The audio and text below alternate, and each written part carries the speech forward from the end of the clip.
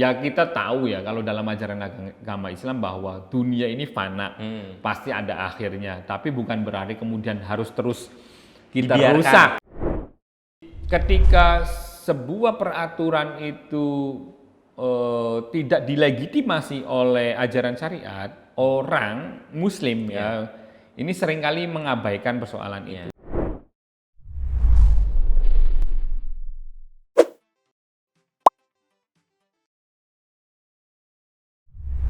Assalamualaikum warahmatullahi wabarakatuh. Kembali lagi bersama kami di Islamic Talk. Nah, yang akan kita bahas pada sesi kali ini adalah kaitannya dengan hasil Muktamar NU ke-34 di Lampung kemarin. Nah, salah satu hal yang menarik adalah ada satu tema, yaitu climate change. Perubahan iklim masuk dalam pembahasan Basul Masail Muktamar NU. Telah hadir bersama kita di sini Mas Idris Masudi, Ustadz Idris Masudi, Sekretaris Basul Masail Qonuniyah Muktamar NU ke-34 di Lampung. Nah, Mas, ini mungkin menjadi pertanyaan penting nih buat teman-teman dan juga warga se-Indonesia. Biasanya kalau NU itu pembahasan muktamar itu sering kaitannya sama keagamaan gitu ya. Muktamar NU itu biasanya bahasannya keagamaan. Nah, ini ada satu tema menarik yang nyempil di situ, yaitu terkait dengan climate change. Baik, pertama perlu kita ketahui bersama ya bahwa di PBNU di setiap gelaran Munas yang biasanya 2 tahun sekali dilakukan atau juga muktamar itu ada komisi-komisi. Komisi itu ada yang sifatnya internal. Internal itu biasanya membahas soal ADART, soal organisasi, biasanya itu. Kemudian ada yang komisi yang merespon persoalan keagamaan tadi yang disinggung oleh Mas Alvin tadi, yaitu di komisi Waqi'iyah maupun Maudhu'iyah, dan juga ada komisi yang belum lama ya hadir itu namanya komisi Qonuniyah. Nah, komisi Qonuniyah ini yang dimana saya diamanati oleh PBNU di Muktamar kemarin sebagai sekretaris, ini membahas 4 persoalan. Ada persoalan terkait dengan undang-undang yang sudah ada. Jadi Qonuniyah itu adalah komisi yang membahas tentang perundang-undangan. Yang ditelaah di dalam Basul Masail Qonuniyah itu ada kalanya merespon undang-undang yang sudah ada. Kemudian yang kedua merespon rancangan undang-undang yang sedang dibahas oleh DPR. Kemudian yang ketiga mengusulkan undang-undang baru jika dirasa persoalan tersebut itu penting untuk dijadikan undang-undang. Dan kemudian proses seleksi persoalan ini kan kami serahkan sepenuhnya kepada PBNU pada mulanya. PBNU mengirimkan surat ke seluruh PW dan PCNU di Indonesia untuk mengirimkan persoalan-persoalan yang akan dibahas di komisi-komisi, dan diantaranya ada komisi Qonuniyah itu. Nah, kemudian salah satu soal yang masuk waktu itu adalah soal perubahan iklim ini. Perubahan iklim ini diusulkan di dalam komisi kami sebagai undang-undang baru yang harus segera dibuat oleh pemerintah, oleh negara ya, oleh DPR. Nah, mengapa ini penting? Jadi begini, para kiai, PBNU itu sebenarnya punya lembaga yang lembaga penanganan bencana itu. LBBI mempunyai riset-riset terkait dengan punya dokumen-dokumen penting terkait dengan mitigasi bencana. Karena mereka concern di penanganan bencana alam yang ada di Indonesia, akhirnya mereka punya dokumen-dokumen terkait dengan itu, dan di dalam diskusi-diskusi terbatas sebelum itu menginginkan adanya undang-undang baru. Nah, kenapa penting? Karena bencana yang ada di Indonesia atau bencana yang ada dimanapun ini bukan serta-merta sebagai murka Allah atau teguran Allah atau karena faktor alam saja, tapi manusia juga ikut terlibat di dalam bencana itu. Seperti yang ada dalam Al-Quran disebutkan itu harul fasad itu lah ya, bima aidinas itu, bahwa kerusakan yang ada di bumi itu ya justru ya sebenarnya salah satunya diakibatkan oleh ulah manusia itu sendiri. Nah, oleh karena itu melihat kondisi iklim yang terus berubah, bahkan riset-riset mutakhir mengatakan adanya penurunan es yang ada di di kutub utara itu, ini mengakibatkan perubahan kondisi alam yang signifikan ya, yang signifikan, bahwa akhirnya belum lagi misalnya eksploitasi yang dilakukan oleh manusia terkait dengan sumber daya alam yang ada di Indonesia sendiri misalnya, itu berkaitan erat dengan terjadinya musibah-musibah yang terjadi yang terjadi belakangan. Seperti kita lihat misalnya banjir-banjir yang di daerah yang sebelumnya tidak pernah terjadi banjir sama sekali.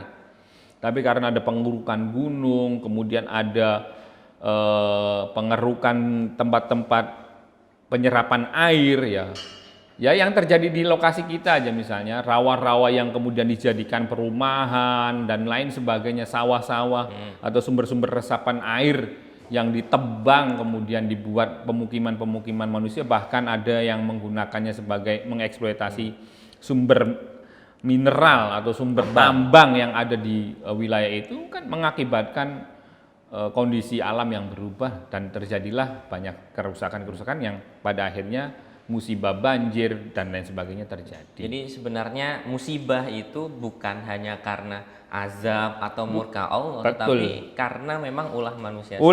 Manusia membuat ulah diri mereka sendiri, mengakibatkan kondisi alam yang berubah. Ya kita bisa lihat dalam gunung-gunung yang awalnya, bukit-bukit yang awalnya itu menjadi resapan air, kemudian ditebangin, diterabas, diambil materialnya, kemudian gunung menjadi gundul, padahal itu sumber resapan air. Akhirnya di daerah sekitar bukit itu menjadi banjir. Kalau seandainya manusia tidak merusak itu, apakah terjadi banjir? Sangat mungkin sekali tidak terjadi banjir, karena air teresap oleh bukit atau oleh pohon-pohon yang menyerap air tersebut. Jadi manusia punya kontribusi di dalam terjadinya bencana alam. Sebagian bencana alam, tidak semuanya ya tentunya, tapi sebagian bencana alam itu terjadi ya karena faktor eksploitasi manusia, faktor mereka merusak terhadap kondisi alam itu sendiri. Sehingga kemudian kami melihat bahwa dari sini penting direspon ya, bahwa direspon melalui peraturan perundang-undangan agar pemerintah punya concern terhadap isu perubahan iklim ini. Lalu selain itu tadi, untuk membuat undang-undang dan yang lain sebagainya, apa hasil yang dihasilkan? Apa hasil dari kemarin pembahasan muktamar itu terkait climate change ini? Jadi kemudian kami sebelum materi ini dibahas oleh para kiai yang mewakili utusan dari pengurus wilayah NU, pengurus cabang NU di seluruh Indonesia, bahkan juga ada beberapa utusan dari luar negeri yang ikut terlibat di dalam komisi kami. Ini kami membuat draft materi tersebut dan kami kirimkan ke mereka untuk dikritisi, didiskusikan di forum. Dan kebetulan waktu itu saya yang membantu memimpin sidang pada waktu itu, menjelaskan bahwa dari materi ini apa usulan-usulan Anda, dan adakah konten yang dinilai tidak sesuai atau ada masukan. Ternyata mereka semuanya maklum, semuanya taslim dalam bahasa saya, mereka sepakat, hanya ada penambahan ibarat atau landasan keagamaan. Jadi yang diusulkan itu dan akhirnya menjadi hasil adalah adanya percepatan pembuatan undang-undang terkait dengan perubahan iklim.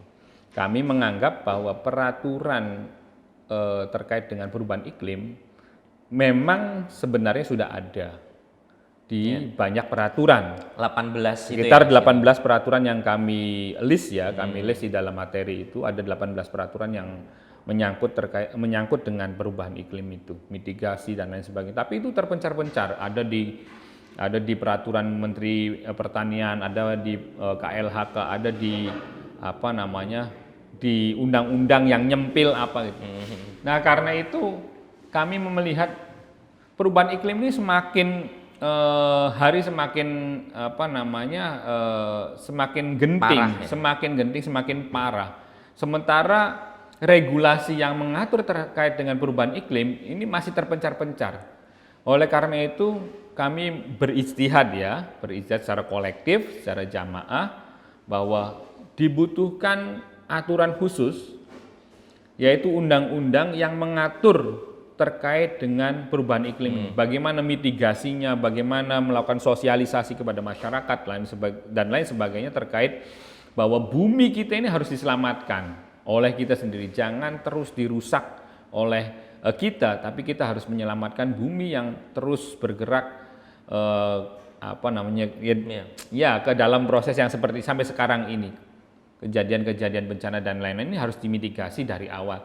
Nah, undang-undang yang kami tawarkan, kami ajukan kepada pemerintah agar segera dibuatkan, ini agar memayungi peraturan yang tadi itu, yang 18 terpencar-pencar ini terpayungi oleh payung besar yang bernama undang-undang ini. Dari undang-undang itu nanti bisa diturunkan kepada misalnya menjadi peraturan pemerintah, peraturan presiden, kemudian menjadi peraturan kementerian, di setiap kementerian yang ada, baru nanti terwujud agar semuanya bergerak bersama-sama melakukan tujuan yang mulia ini. Iya. Nah, itu yang kami hasilkan dalam komisi yang konuniyah yang membahas tentang perubahan iklim tersebut. Terkait hasil yang dihasilkan itu di muktamar, saya baca itu ada salah satunya terkait penanganan perspektif gender. Kenapa ini penting sekali untuk dimasukkan dalam hasil itu? Apa yang mendasarinya? Ya. Nah, kaitannya dengan perubahan iklim perspektif gender ini menjadi concern yang juga muncul diksinya di dalam rekomendasi kami karena kami melihat riset-riset mutakhir dan yang didukung oleh fakta-fakta yang ada di lapangan bahwa korban dari adanya bencana alam ini menimpa jauh lebih banyak kepada perempuan. Mengapa? Karena perempuan ini punya naluri bahwa mereka tidak hanya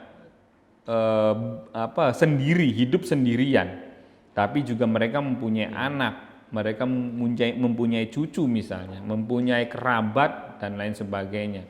Yang sehingga dalam riset-riset yang kami baca di dalam sebelum menjadi materi ini dalam diskusi-diskusi terbatas mengerucut pada bahwa korban-korban perempuan ini yang banyak terjadi dalam setiap bencana yang terjadi di Indonesia itu, ini perlu ada penanganan khusus. Mereka harus diberikan pemahaman yang lebih terkait dengan mitigasi bencana, terhadap evakuasi ketika bencana dan lain sebagainya. Jadi perempuan yang terkena dampak dari bencana alam yang diakibatkan dari perubahan iklim ini jauh lebih banyak dibandingkan laki-laki. Meskipun demikian bukan berarti kemudian laki-laki menjadi tidak penting. Perspektif gender itu maksudnya adalah bukan berarti ini perspektif perempuan, bukan, tapi perspektif yang tidak mengabaikan peran perempuan, peran laki-laki dan semuanya.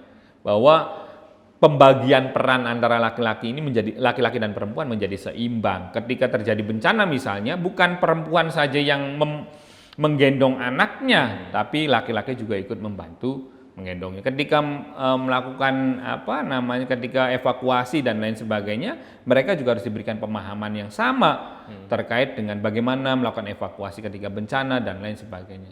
Oleh karena itu, kami bersepakat bahwa perspektif gender ini harus dibunyikan di dalam rekomendasi hasil Basul Masail yang kami hasilkan ini.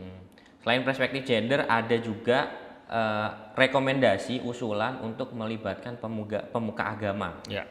Nah, apa pentingnya pemuka agama di sini? Gitu. Kenapa harus ada pemuka agama untuk permasalahan climate change? Ya.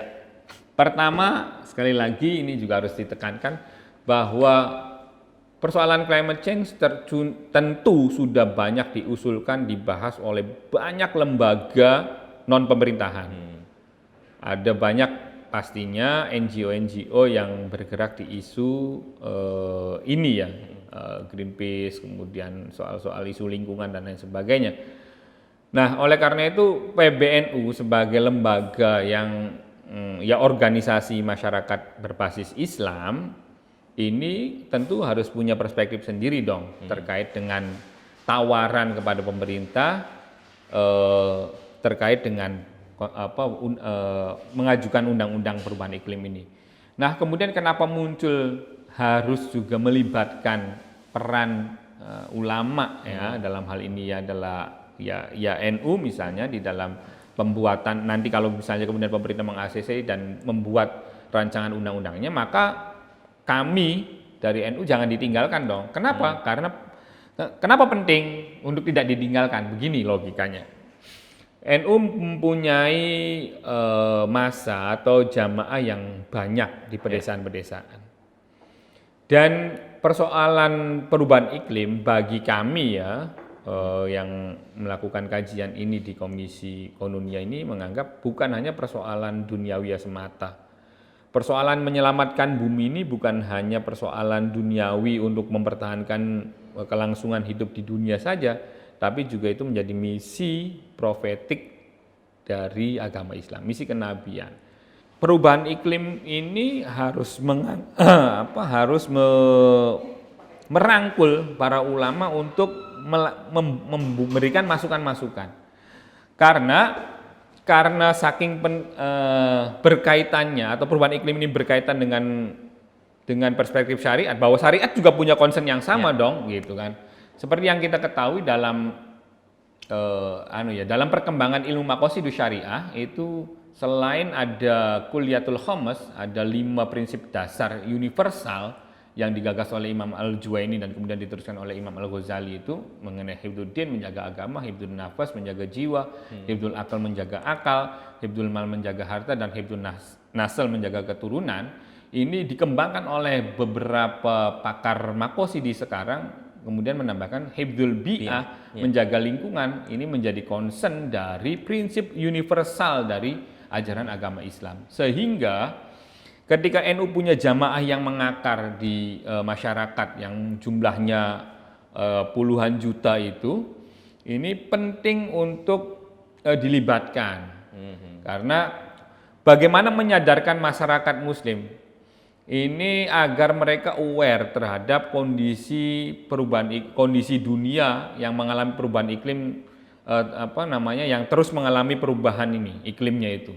Nah, perspektif syariat ini harus dimasukkan agar semakin menyadarkan. Gampangannya ngomong begini, mudahnya ngomong begini.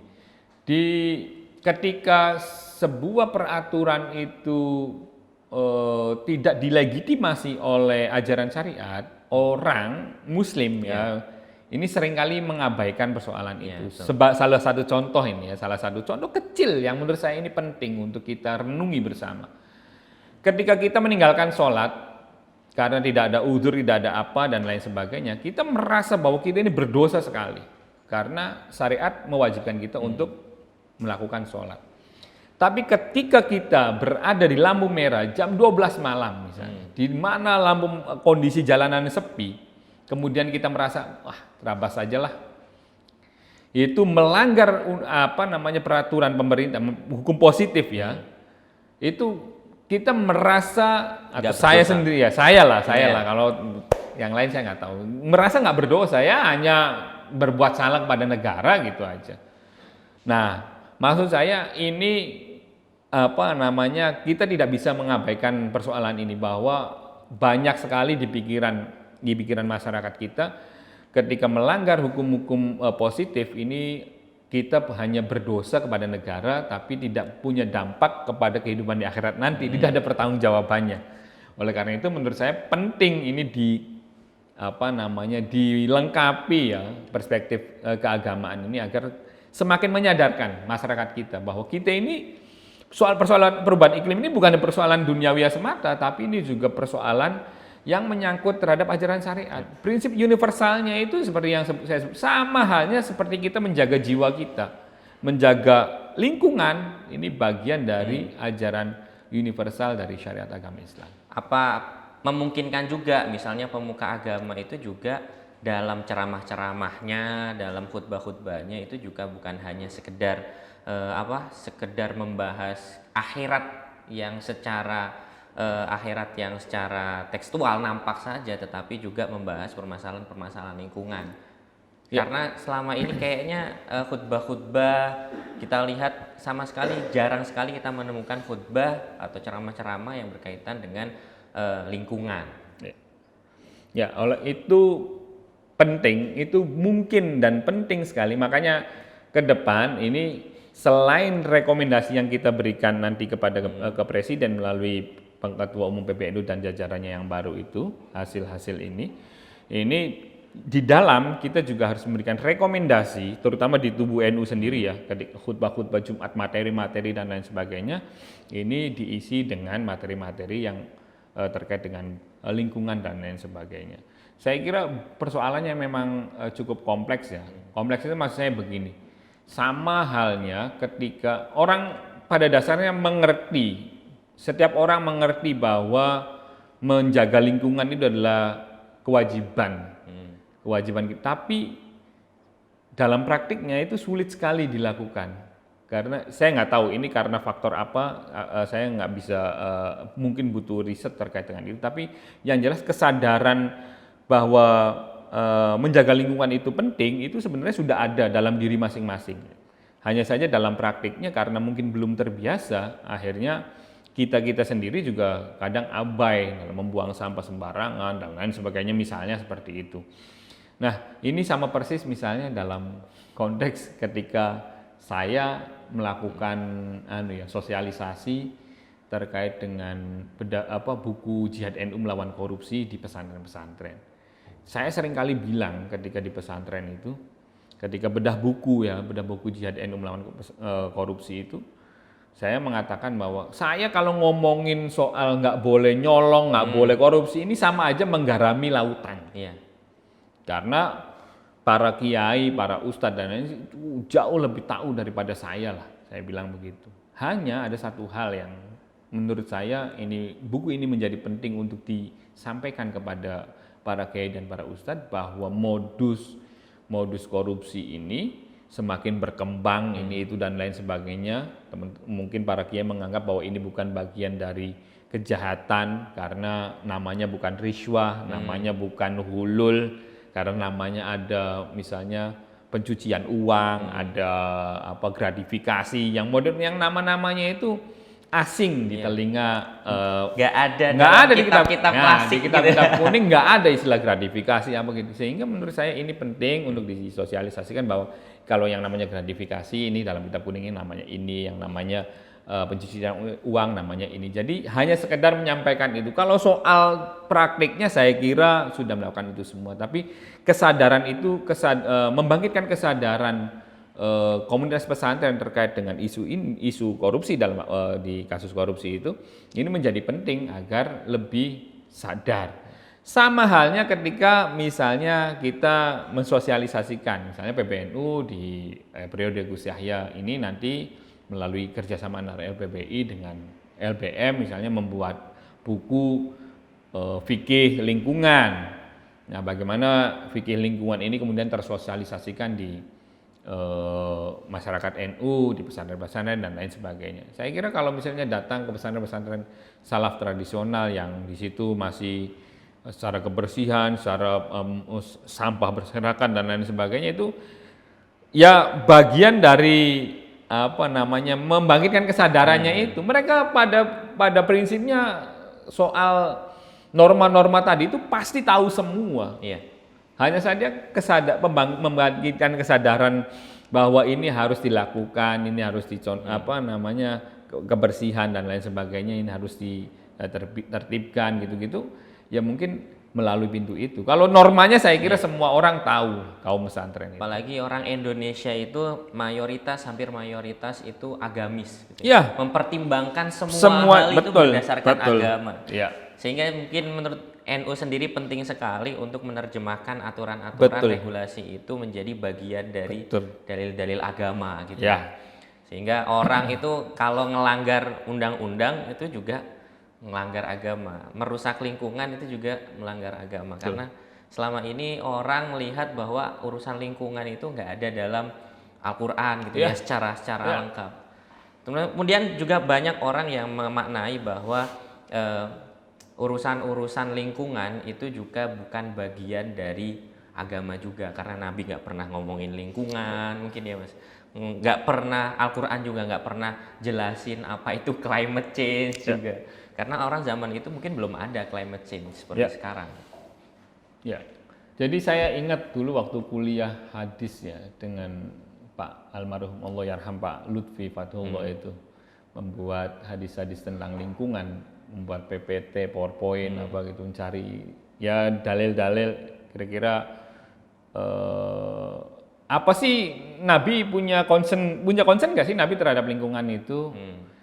Ya ternyata kalau kita telusuri secara telaten ya, meskipun jelas parsial sekali ada di bab apa, tapi pada prinsipnya ya itu tadi, bahwa menjaga lingkungan itu ya memang anjuran profetik ya, maksudnya kenapa saya di awal tadi bilang bahwa ini adalah bagian dari ajaran profetik ya, ajaran kenabian, karena Nabi sendiri dalam banyak hal misalnya sangat menjaga kebersihan, sangat menjaga yang itu mengarah kepada pada akhirnya mengarah menjadi bukti kuat bahwa prinsip universal Islam itu tidak hanya daruriyatul khamas, tidak hanya hibduddin, hibdun nasl, hibdun nafsi, tapi juga ada hibdul bi'ah, menjaga keberlangsungan hidup umat manusia melalui melestarikan lingkungan itu.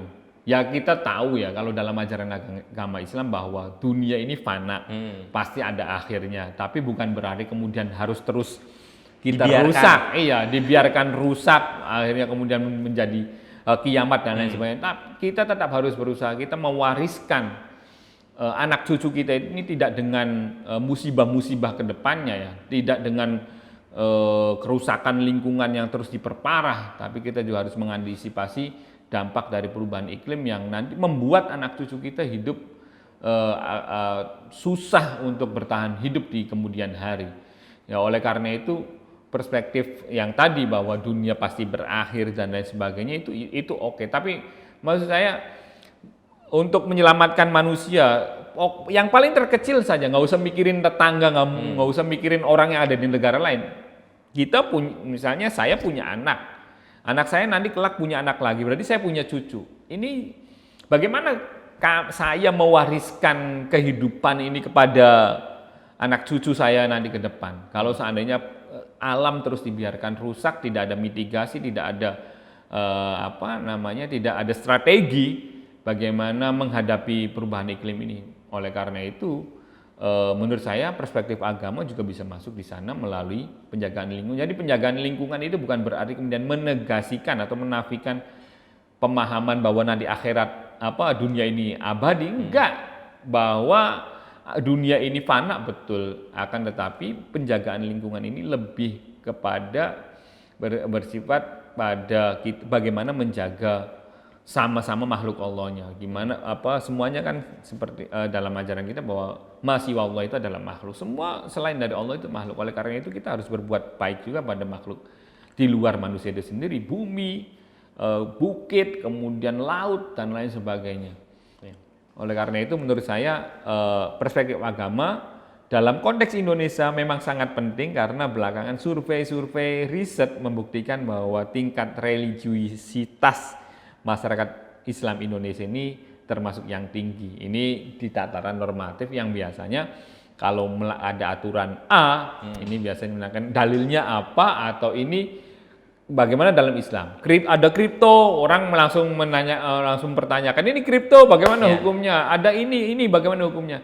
Nanti kalau muncul perubahan iklim, bisa jadi apa kaitannya atau pentingnya bagi Islam misalnya. Bagaimana Islam menanggapi soal perubahan iklim? Nah, kalau seandainya kemudian para ulama ini diberikan tempat untuk memberikan masukan kepada pemerintah terkait dengan perspektifnya itu, saya kira ini akan lebih mudah ketika nanti disosialisasikan kepada masyarakat luas. Nah, teman-teman juga sebenarnya para masyarakat luas juga bisa mengakses itu ya, hasil-hasil Basul Masail itu, dan orang-orang yang masih belum percaya dengan dalil, apakah ada dalilnya untuk menjaga lingkungan, bisa cek langsung di hasil dari Komisi Basul Masail Qanuniyah itu ya. Di situ dijelaskan mulai Al-Qur'an, hadis, pendapat ulama, semuanya ada lengkap pokoknya.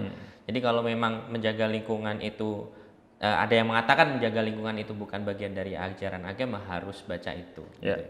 Nah, mungkin next nih apa nih Mas tindak lanjut dari hasil ini ya, hasil muktamar ini? Ya, yang terdekat adalah menyelaraskan. Ini kan sebenarnya masih belum selaras ya. Menyelaraskan itu misalnya dalil-dalil Al-Quran, kemudian rujukan-rujukan itu harus diharokati, diberi harokat, kemudian diberi terjemah dan lain sebagainya. Kemudian setelah itu baru diserahkan kepada PBNU. PBNU nanti akan menyerahkan dokumen-dokumen ini kepada pemerintah sebagai bagian dari rekomendasi PBNU kepada negara. Dalam konteks perubahan iklim berarti kami menyerahkan kepada Pak Presiden bahwa PBNU melalui forum Basul Masail Konunia ini mendorong pemerintah agar segera membuat undang-undang tentang perubahan iklim.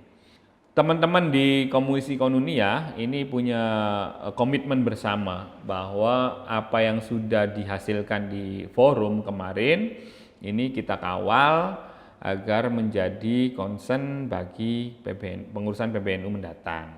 Jadi misalnya yang soal perubahan iklim, maka kami mendorong kepada LPBI untuk untuk mungkin nanti bisa membuat FGD lanjutan, mendorong PBNU membuat buku fikih lingkungan seperti ketika membuat jihad NU melawan korupsi itu, atau fikih disabilitas dan lain-lain itu antara LPBI dengan LBM ini dikerjasamakan. Kemudian yang di persoalan lain, lembaga mana yang cocok dengan isu itu, maka kita dorong agar menjadi salah satu program prioritas lah ya di lembaganya masing-masing. Terakhir mungkin apa pesan-pesan teman-teman dari NU terutama yang kemarin mengikuti komisi ini kepada segenap warga NU terkait dengan climate change saat ini? Ya. Jadi teman-teman NU dimanapun berada, bahwa ketika persoalan itu diangkat di dalam forum muktamar, ini salah satu yang perlu dipahami adalah bahwa persoalan itu berarti persoalan yang besar. Karena tidak semua persoalan yang dikirim oleh PW, PC atau usulan dari perorangan yang masuk ke kami ini bisa diangkat di forum muktamar, kecuali masalah itu adalah masalah yang penting, sehingga pemilihan atau pilihan atas persoalan climate change ini menjadi persoalan yang penting, menjadi persoalan di dalam komisi yang dibahas oleh Komisi Konunia. Ini menunjukkan bahwa persoalan ini adalah persoalan yang penting. Adapun perspektif yang ada di dalam komisi kami adalah perspektif perundang-undangan, itu memang hanya berkaitan dengan pemerintah.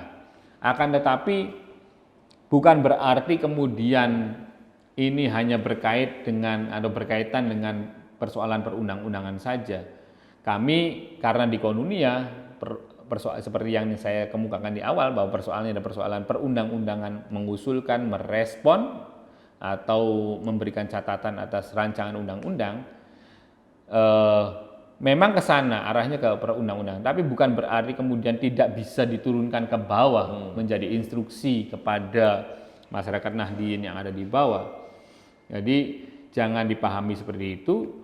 Bahkan kalau bisa, karena ini menjadi penting, apalagi undang-undangnya belum mengusulkan undang-undang, berarti ini menunjukkan bahwa PBNU meminta kepada pemerintah ada aturan baru. Aturannya bukan peraturan pemerintah, bukan peraturan menteri, tapi peraturan perundang-undangan. Nah, oleh karena itu kami berharap ya teman-teman Nahdien yang ada di bawah, atau yang menjadi pengurus ataupun yang secara kultural menjadi masyarakat Nahdien, punya komitmen, punya kesadaran bersama bahwa perubahan iklim yang terus terjadi di dunia ini harus ditanggapi, harus direnungkan, harus ditanggapi dan dimitigasi secara baik. Misalnya teman-teman yang ada di daerah, ketika ada perusakan-perusakan lingkungan yang tidak berizin dan lain sebagainya, ya, menurut kami ya harus dilaporkan kepada pihak terkait dan lain sebagainya. Dan yang paling penting adalah kita harus bisa mencontoh, menjadi teladan terkait dengan perubahan iklim ini. Misalnya dalam kebersihan, dalam persoalan pembuangan sampah dan lain sebagainya. Persoalan menjaga lingkungan ini adalah persoalan yang menurut saya tidak bisa tidak harus dilakukan dari kita sendiri yang pertama. Saya jadi teringat ketika saya sowan kepada salah satu kiai di Pekalongan, salah satu pesantren yang santrinya jumlahnya sekitar 4.000, ini saya tercenung, betul-betul tercenung. Pondok pesantren yang sangat tradisional, ini dalam bayangan saya adalah pesantrennya kumuh dan lain sebagainya. Tapi ketika saya berada di pesantren tersebut, yang sekali lagi jumlah santrinya 4.000, itu tidak ada sampah satupun yang saya lihat ketika saya berada di komplek pesantren itu. Dilalah atau kebetulan waktu itu saya menemani beliau, kiainya, Kiai Taufik. Saya tanya, Kiai kok bisa pesantren ini bisa bersih ini? Apa resepnya? Beliau menjawab, menurut saya jawabannya sangat luar biasa. Jawabannya adalah beliau dengan tegas menjawab, karena saya melakukannya. Jadi kalau misalnya ada daun jatuh, beliau lihat daun itu, maka beliau sendiri yang memungut daun itu dan masukkannya ke tong sampah. Karena saya melakukan itu, santri-santri saya jadi malu dong kalau seandainya mereka melihat ada sampah berceceran kemudian nggak dipungut oleh mereka. Jadi pada dasarnya semua persoalan ini bisa dilakukan, yaitu dengan cara dimulai dari kita sendiri. Dan saya berharap NU menjadi motor terdepan sebagai organisasi keagamaan yang benar-benar concern, benar-benar